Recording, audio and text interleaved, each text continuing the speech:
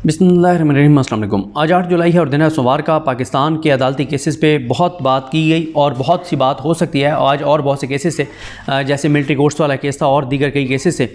लेकिन एक अहम केस जिसका फ़ैसला कीनिया में सुनाया गया है, अरशद शरीफ साहब का केस। और अरशद शरीफ साहब का जो मामला है, अरशद शरीफ साहब के मामले पर पाकिस्तान की सुप्रीम कोर्ट में काजी फ़ाइज़ ईसा साहब वो केस लगाने के लिए तैयार नहीं हैं। जब से काजी फ़ाइज़ ईसा साहब चीफ जस्टिस पाकिस्तान बने हैं तब से उन्होंने ये केस नहीं लगाया। और अरशद शरीफ साहब का केस जब बंदयाल साहब के दौर में लगा था तो दो जजेज़ ने बहुत सख्त सवालात उठाए थे। पहले थे जस्टिस जाजुल एहसन साहब और दूसरे थे जस्टिस मज़ाहिर अली अकबर नकवी साहब। और फिर दोनों को रिज़ाइन करना पड़ा क्योंकि दोनों मिलिट्री कोर्ट्स केस का फ़ैसला सुनाने वाले भी थे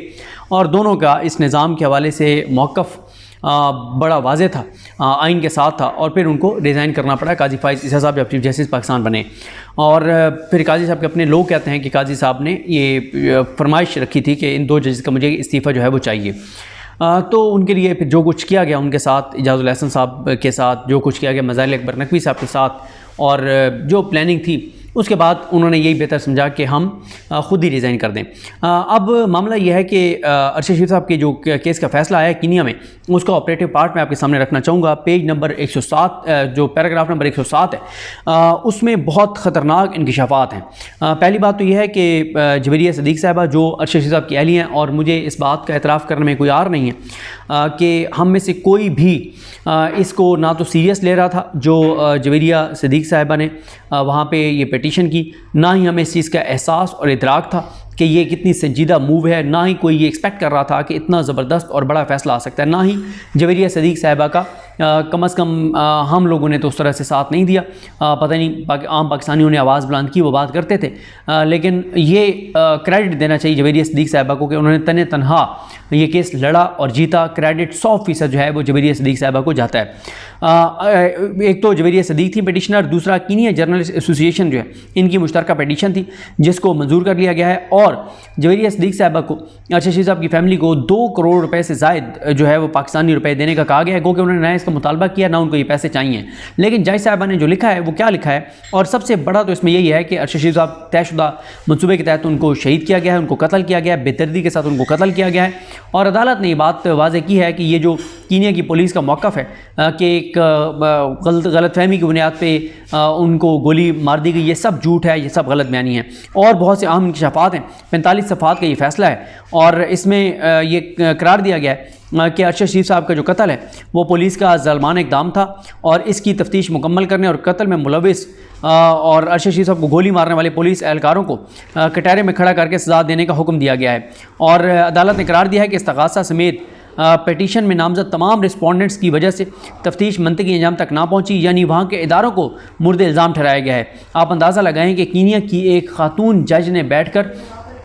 और फ़ैसला दिया है। और यहाँ पर काजी फ़ाइज़ ईसा साहब जो कुछ कर रहे हैं, जिस तरह से कर रहे हैं, वो आपके सामने है। और वो इलेक्शन कमीशन जिसने धांधली की है उसको कहते हैं कि ऑनरेबल कहो, उसको कुछ ना कहो और उसको इज़्ज़त दो। दूसरी तरफ कीनिया की जज ने अपने मुल्क के अहम तरीन इदारों को एक गैर मुल्की शहरी के कत्ल में उन्होंने जो है वो बहुत सख्त अपने मुल्क के इदारों के ख़िलाफ़ जो है वो ऑब्जर्वेशन दी हैं, फ़ैसला दिया है, हुक्म दिया है। ये नहीं कहा कि हमारे मुल्क की सुबकी होगी। यहाँ पे तो हालत यह है कि मुल्क के इंटरनल मामलात के ऊपर हमारी अदालतें जो हैं, चीफ जस्टिस पाकिस्तान जो हैं वो इलेक्शन कमीशन के साथ खड़े हो गए हैं और कीनिया की जज जो है वो खड़ी हो गई है अपने इदारों के ख़िलाफ़ एक गैर मुल्की शहरी, क्योंकि उनके लिए तो गैर मुल्की थे अरशद शरीफ साहब। उसके बाद उन्होंने ये कहा कि तफ्तीश मंतकी अंजाम तक पहुँचाने और ज़िम्मेदारान के ख़िलाफ़ मुनासिब कार्रवाई बशमूल इंज़बाती कार्रवाई करने की भी हिदायत की। और करार दिया कि दरख्वास्त गुज़ारान को तफ्तीश की ताज़ा तरीन सूरत हाल से आगाह और तफ्तीश से मुतल्लिक तमाम तफसीलात फ़राहम करें। यानी अरशद शरीफ साहब की अहलिया जो हैं और जर्नलिस्ट एसोसिएशन जो है इनको मुकम्मल तौर पर आगाह किया जाए कि मामला कहाँ तक पहुँचा है, किस तरह पहुँचा है, किस तरह चल रहा है, ये सारी चीज़ों से उनको अपडेट किया जाए, आगाह रखा जाए। अदालत ने करार दिया कि जब तक दरख्वास्त गुजार अव्वल जवेरिया सदीक को मुआवजा की तमाम रकम अदा नहीं की जाती तो दरख्वास्त दायर होने के दिन से उस पर कोर्ट शरह से सूद भी दिया जाएगा।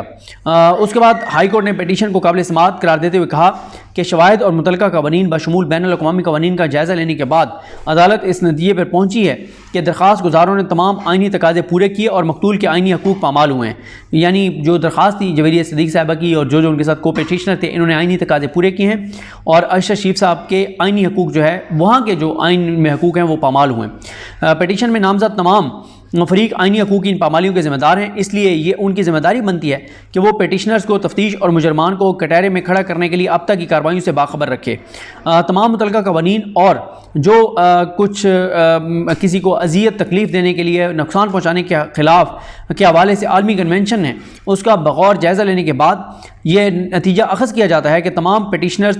तो नहीं लेकिन पिटिशनर अव्वल यानी जवेरिया सदीक मुआवजे की हकदार हैं। फैसले में आलमी कन्वेंशन के मुतल्लिका आर्टिकल का भी हवाला दिया गया है, जिसमें कहा गया है कि हर रियासत अपने कानूनी निज़ाम के अंदर रहते हुए जुल्म के शिकार शख्स को मुनासिब मुआवजा देने की पाबंद होगी। फैसले में यह भी कहा गया कि इंसानी ज़िंदगी का मुतावा पैसों से नहीं हो सकता और ना ही इंसानी ज़िंदगी का कोई मुतावा हो सकता है, ना ही इससे मकतूल के अहले खाना का दुख और तकलीफ ख़त्म हो सकते हैं, लेकिन बुनियादी हकूक़ और आइनी आज़ादियों की पामाली पर मुआवजे की सूरत में मुतासरा शख्स की दादरसी की जा सकती है। अदालत ने करार दिया है कि मुकदमे में नामजद तमाम फ़रीक़ैन ने मुश्तरका अपने इक़दामात के ज़रिए पिटिशनर्स के बुनियादी हकूक़ को पामाल किया। करार दिया गया है कि कानून नाफिज करने वाले इदारों की जानिब से ताकत का इस्तेमाल और गोली चलाना आखिरी हरबा होता है और उसका इस्तेमाल उस वक्त किया जाता है जब ज़िंदगी बचाना मकसूद हो या संगीन नुकसान से बचाना हो। अरशद शरीफ के ख़िलाफ़ ताकत का बेरहमाना इस्तेमाल और सर पर गोली मारने को गैर कानूनी और जालिमाना इक़दाम करार देते हुए कहा गया है कि किसी की जान बचाने के लिए किसी की जान ली जा सकती है। यानी या तो आप कहना कि अरशद शरीफ साहब कोई खुदा न खास्ता किसी पे हमलावर होने जा रहे थे, कोई नुकसान करने जा रहे थे और इसलिए अरशद शरीफ साहब को गोली मारी गई ताकि बाकी शहरियों की और लोगों की जान बचाई जाए, तो ऐसी कोई बात नहीं है। और जो वहाँ की पुलिस है, मुतल्लिका पुलिस, उसने 23 अक्टूबर 2022 को अरशद शरीफ पर गोली चलाकर आइन, वहाँ का जो आइन है उसके आर्टिकल 26, 27, 28 और 29 की खिलाफ वर्जी की। अगर पुलिस इरादतन किसी को ज़िंदगी से महरूम कर रही है तो ये देखना लाजिम है कि क्या वो जान बचाने और बड़ी तबाही रोकने के लिए ऐसा कर रहे हैं, लेकिन पुलिस ने बिला किसी वजह के अरशद शरीफ को ज़िंदगी से महरूम किया। किसी को गैर कानूनी तौर पर ज़िंदगी से महरूम करने पर अहले खाना आर्टिकल 23 के मुताबिक मौसर दादरसी के मुस्तहिक हैं। ये मैंने ऑपरेटिव पार्ट पढ़ा है, वैसे ये 45 सफ़ात का फ़ैसला है। और अब आप देख लें कि आपको याद होगा कि एक दिन केस लाइव चल रहा था जब अरशद शरीफ साहब के केस की आवाज़ वहाँ पर उठाई गई और बात की गई, मतीउल जान साहब ने बात की तो काजी साहब भोले बन गए, अच्छा पता नहीं मैंने फ़ाइल नहीं देखी। फिर जिस दिन काजी साहब अभी रिपोर्टर्स को मिलने गए तो वहाँ पर रिपोर्टर्स ने भी अरशद शरीफ साहब के केस की बात की, तो उस पर भी काजी साहब ने कोई खातिर खा जवाब नहीं दिया। काजी साहब को पता है, लेकिन काजी साहब अरशद शरीफ साहब का केस नहीं लगा रहे, क्योंकि असल में उसमें जो चीज़ डिटरमिन होनी है वो दो चीज़ें डिटरमिन होनी है। पहली ये कि क्यों अरशद शरीफ साहब को पाकिस्तान क्यों छोड़ना पड़ा, आखिर वो कौन थे, वो क्या हालात थे, वो कौन लोग थे जिन्होंने अरशद शरीफ साहब पर FIR करवाई और उनको पाकिस्तान छोड़ने पर मजबूर किया। और दूसरा जो मामला है वो ये है, जो इजाज़ुल एहसन साहब और मज़ाहिर अली अकबर नकवी साहब उस मैच में मुसलसल सवालात उठाते रहे, वो दोनों ये कहते रहे कि बताइए कि अगर कीनिया पाकिस्तान के साथ ताउन नहीं कर रहा तो क्यों पाकिस्तान जो है वो UN के साथ, आदमी इदारों के साथ, आलमी जो सहाफ़ती तंजीमें हैं उनके साथ रब्ता नहीं कर रहा, और पाकिस्तान क्यों नहीं चाहता कि उनसे रब्ता करके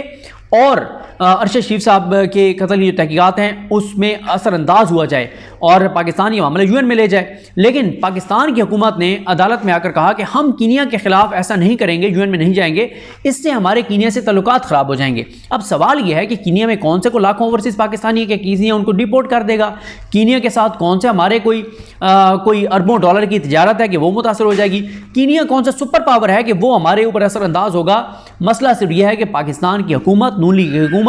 ये नहीं चाहती, बिल्कुल ये नहीं चाहती कि अरशद शरीफ साहब के असल कातलों का पता चले। पाकिस्तान की हुकूमत कातलों को बचाना चाहती है और इस बात की समझ नहीं आती कि पाकिस्तान की हुकूमत कातलों को क्यों बचाना चाहती है, अगर पाकिस्तान की हुकूमत को पता नहीं है कि कातिल कौन है। और अरशद शरीफ साहब की अहलिया जवेरिया सदीक साहबा ने ये बात मुख्तलिफ टीवी चैनल्स पर की है, कल बल्कि आज रात को उन्होंने कहा है कि अभी तो पाकिस्तान के अंदर फार्म 47 की हुकूमत है तो हमें कोई तवक्को नहीं है। और काजी फाइज ईसा साहब का नाम तो उन्होंने नहीं लिया, पता नहीं शायद इस चैनल पे लिया भी हो, तो उन्होंने कहा कि मुझे तवक्को नहीं है अभी। हाँ, अगर इस मुल्क के अंदर हकीकी जमहूरियत आती है और हकीकी अवामी नुमाइंदा जमात जो है वो हुकूमत बनाती है और अवाम की हुकूमत होगी तो वो ज़रूर एक्सपेक्ट करेंगी और मुतालबा करेंगी कि वो हुकूमत जो है वो इंसाफ दे। उन्होंने बहुत रगड़ा है इनको, उन्होंने एक्सपोज किया, उन्होंने इनको आईना दिखाया है कि ये इस हुकूमत की कोई औकात नहीं है, इस हुकूमत की हैसियत नहीं है। जो फार्म 47 वाले हैं इनके ये मुर्दा हैं, इनके जिस्म में रूह किसी और की फूंकी हुई है, सियासी रूह किसी और की फूंकी हुई है और इनकी औकात नहीं है कि किसी से सवाल कर सकें या कोई मामला आगे चला सकें। तो काजी फाइज ईसा साहब के लिए अब कौन सा लफ्ज़ मैं इस्तेमाल करूँ, कौन सा मकाम है इस हुकूमत के लिए, कौन सा मकाम है कि इस हुकूमत ने जो बयानिया बनाया था कि अरशद शरीफ साहब को वहाँ पे गलती से जो है वो शहीद किया गया, कत्ल किया गया, उस बयानिए को कीनिया की अदालत ने मुस्तरद कर दिया और कहा है कि अरशद शरीफ साहब को नाहक कत्ल किया गया है, शहीद किया गया है, बेदर्दी से शहीद किया गया है, तयशुदा मंसूबे के के साथ, क्योंकि वो ये नहीं है कि वो कह रहे हैं कि कोई गाड़ी लेके भाग रहा है या कोई मशकूक शख्स है तो इसलिए उसको गोली मार दी गई। नहीं, ये वाज़े हो रहा है कि ये तयशुदा प्लानिंग के तहत ये गोली मारी गई थी और अब तहकीकात पाकिस्तान करने नहीं चाहता, करवाने नहीं चाहता कि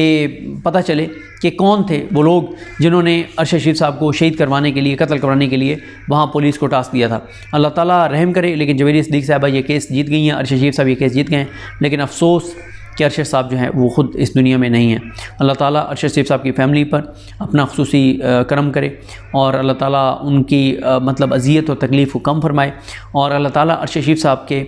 कातलों को तबाह और बर्बाद कर दे और हम अपनी आँखों से इस दुनिया में अरशद शरीफ साहब के कातलों को ज़लील, रुसवा और ख्वार होता हुआ देखें। अल्लाह हाफ़िज़।